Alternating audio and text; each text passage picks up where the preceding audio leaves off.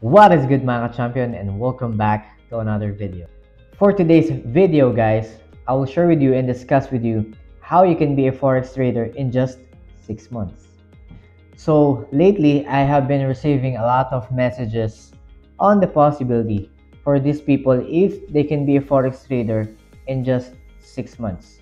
In addition, is it too late for them to start this kind of thing? So what I will be sharing with you guys are the possibilities of you becoming a forex trader in just 6 months. Okay, just so you know, just a disclaimer, every person has a different level of grasping information. We can say that there are some people that are fast learner and there are some that are slow learner. So again, this method cannot be considered as a one size fits all. Take note, everyone has a chance to become a forex trader, so you may want to check all of these things or key points that I'll be sharing with you. Alright, so sabi nga natin guys, no, our timeline is simply 6 months for you to become a forex trader. Again, when we talk about timeline, we should be specific. So the first 2 months, ano bang gagawin natin? Yung unang 2 buwan is very crucial for you to start. Bakit? This is what we call as the survival mode. Okay? Ang goal mo dito, hindi para kumita agad, but rather for you to grasp all of the information na pwede mong i-absorb. So this period is a better chance for you na i-absorb lahat at magkaroon ka ng magandang basic foundation as a trader. Okay? So the first 2 months, dapat mag-focus ka, reading of candlesticks, trends, okay, market structure identification and analysis, identification ng key levels, familiarization ng platform. Nandiyan yung ating trading view, which is yung ating charting platform, as well as navigating our execution platform, which is yung ating normal na MetaTrader 4 or 5. Okay? Kung yung iba may gumagamit ng CTrader, it doesn't matter. Ang point dyan is, you know and you are being familiarized with these tools para magamit mo. Okay? So, tandaan nyo guys, the first 2 months is not for you to earn money. Okay? Ang importante is, magkaroon ka ng rason para hindi ka mag-quit. Bakit?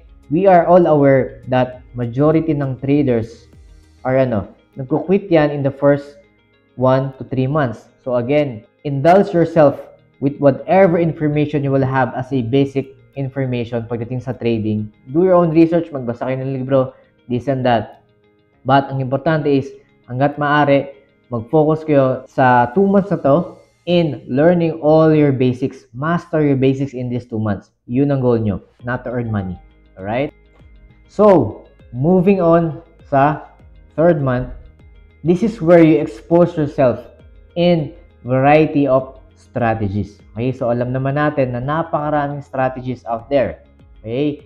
So, this is your chance para para matry yung iba't ibang strategies, and it would come to a point na you will find a strategy that would work well for you and some strategies na hindi talaga ubra para sa'yo. Tandaan nyo guys, walang perfectong strategy. Ang goal mo lang is to earn money consistently, at the same time, a strategy that would provide you na magbibigay sa inyo ng returns. Okay, kaya nga dapat mag-journal tayo, di ba? So again, explore different kinds of strategies. Okay, this is your chance, expose, aralin yung iba't ibang strategies, gumagamit man kayo ng indicators or hindi, price action, or naked trading, at kung ano pa. So, ang importante dito is you are aware na maraming ways pala pwedeng itakal yung market when it comes to dealing with this technical analysis.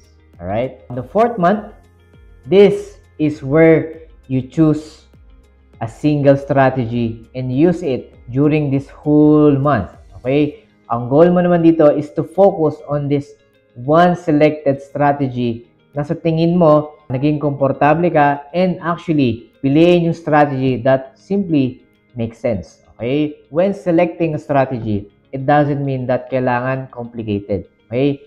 The simpler, the better. Bakit? A good trader knows how to decide quickly, at the same time, having this logical reasoning bakit kayo magbabuy or sell. So, kung ako sa inyo, piliin yung strategy that simply makes sense, rule-based kung saan magbibigay sa inyo ng direction, makapag-decide kayo as soon as possible. So, that will be your goal doon sa 4th month. So, now, it came to a point na you already have these 4 months of mastering the basics, familiarization of the platforms, okay, exposing yourself with different strategies, and during the 4th month is simply, di ba, nakapili ka na ng strategy na sa tingin mo provide sa'yo ng good results. Okay? So, going on sa 5th month is simply to test out yung napili mong strategy. So, this is where you fully implement or apply all you have learned, all the things that you have learned dun sa 1st to 4th month. Okay? So, ibig sabihin yan, dito mo na ita-testing yung napili mong strategy, how it will perform, okay, based sa naintindihan mo. So, ibig sabihin yan, you will also incorporate journaling pagdating sa period na to. So, isang buwan, okay, mag-try ka mag-trade, okay, probably using demo account or simply mag-invest ka as little as $100, which is common sa kahit anong broker, okay? There are some brokers na medyo mataas yung inyong initial deposit, which is like around $500. But nevertheless, ang goal mo dito is not really to earn money pa, but again, to test out how the selected strategy would play out in different market conditions. So, ang goal mo dito naman is to gain experience or having that real trading experience kapag ina-apply mo na yung mga tutunan mo. Alright? So, don't aim first for profit, but rather aim for experience and knowledge. Okay? Bakit? Along the way, you will come across some difficulties. Okay? Makikita mo yung strong points na napili mong strategy as well as yung weakness nito. So, but nevertheless, ang importante dito is you will have experience, you will gain experience, and you'll become more familiar and one with the selected strategy.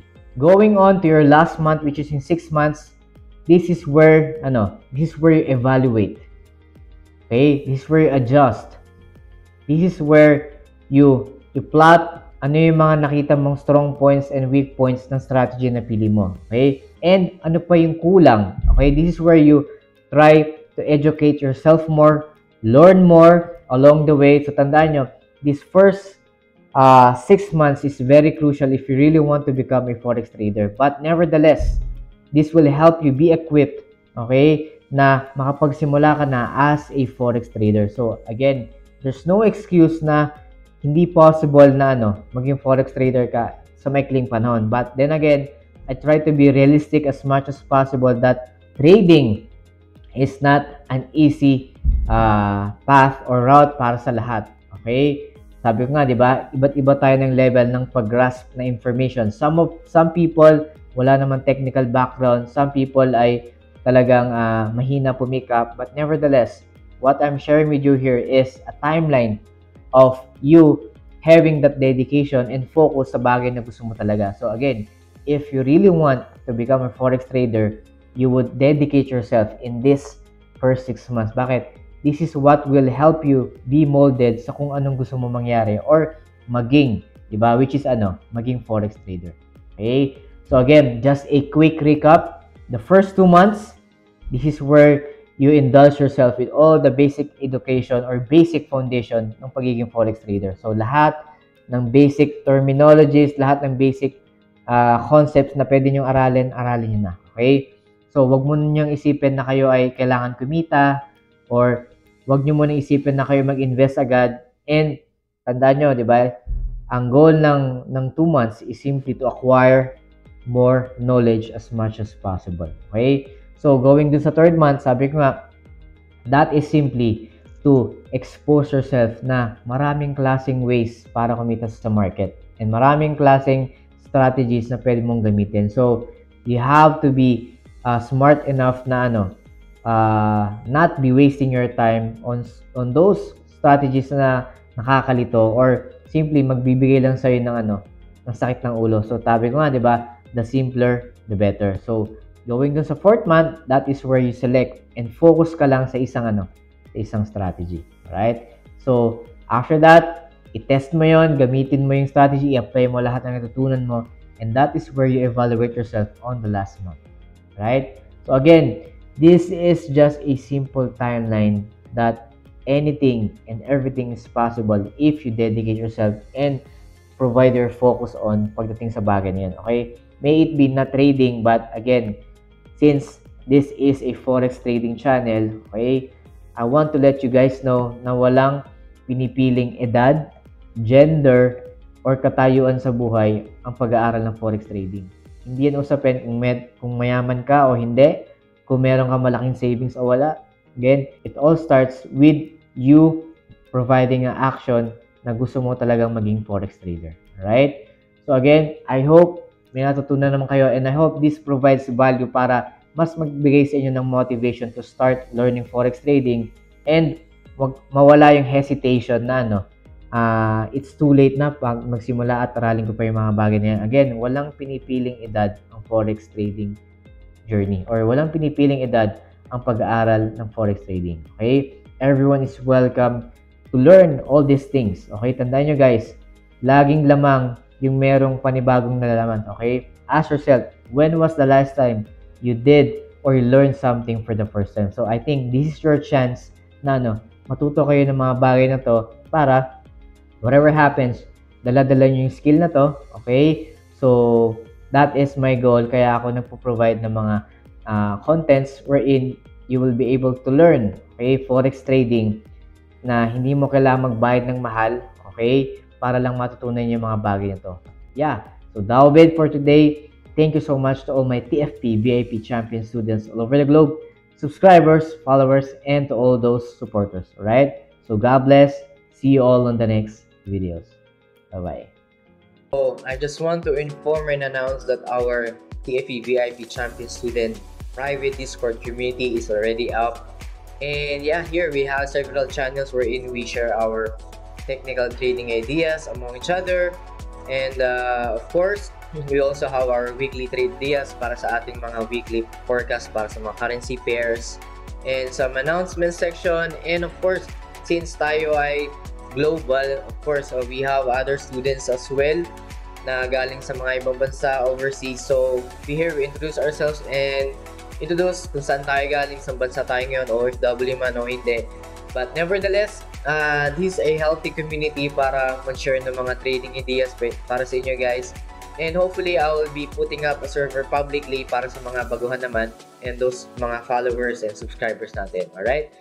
So yeah, this is just a minor announcement, and hopefully guys, you can join us and make this community grow, lalo na sa ating mga estudyante nag-aaral. Alright guys, so mga baguhan pa lang. But nevertheless, everyone here wants to learn, wants to make profit from the market, but as much as possible, we're all equal in the eyes of the market. Alright guys, so that would be it. So yun lang, and thank you very much. Alright, bye-bye.